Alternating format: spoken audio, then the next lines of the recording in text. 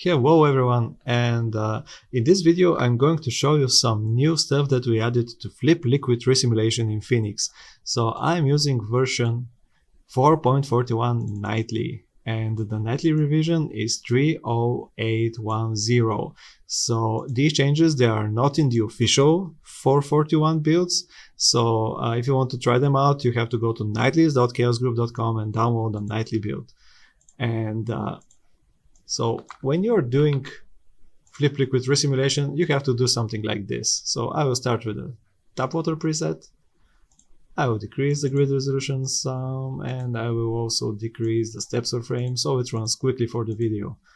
And when I start this is called a base simulation. So this is the liquid simulation that we're going to work with. I'm going to cut it short right here when we have the liquid already splashing on the bottom. And so in order to resimulate, I have to have enabled grid velocity for the caches. And it's enabled for all of the toolbar presets. So I can just go to resimulation and enable it. And now this is the new thing that I've added to the nightlies. So Phoenix is going to warn me that the resimulation is going to create a new cache sequence. And until now, the Flip Resimulation in Phoenix always did overwrite the original cache files.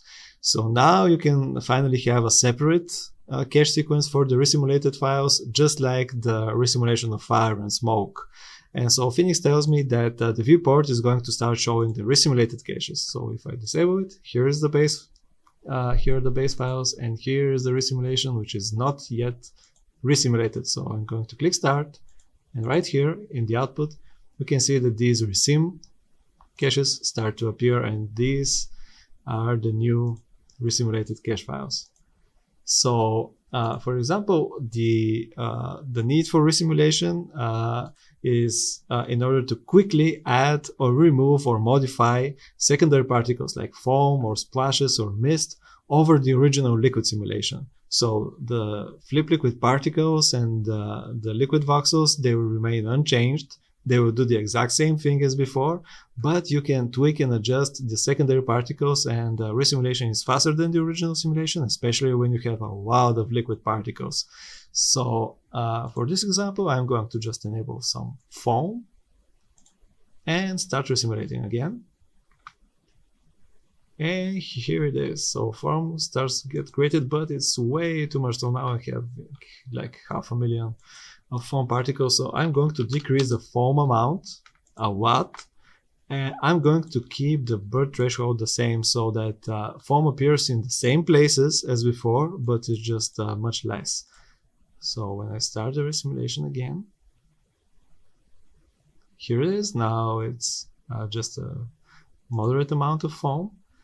And again, here are the original cache files, the base simulation, and here the resimulated cache files. And when I switch between resimulated and base caches, you can see the difference that the foam has appeared in the resimulated cache files. So if you want to keep the old behavior, you can just use the exact same path for the base caches and the resimulation output. So let me just, by default, this is the same path. So if I delete these resimulated caches, now I'm left with only the base cache files. I will equalize the paths like this. And now it's going to show me the simulation that has only liquid particles. So when I start the simulation, it starts adding foam and overrides the original cache file. So now you have liquid with foam in this cache sequence. So, and now no matter if I enable or disable the resimulation, it's going to show me only these cache files because I don't have a second sequence. So now I can keep tweaking the foam and the splashes without creating separate cache files. And this is the old behavior of Phoenix. And also, if you have any old scenes saved with older versions of Phoenix, they will keep doing what they did so far. They will overwrite the base simulation with the resimulation. But if you get a newer Phoenix, you will be able to create separate paths for the resimulation cache files, and this way you can be more flexible. Okay, so that's it. Thank you for watching and see you next time.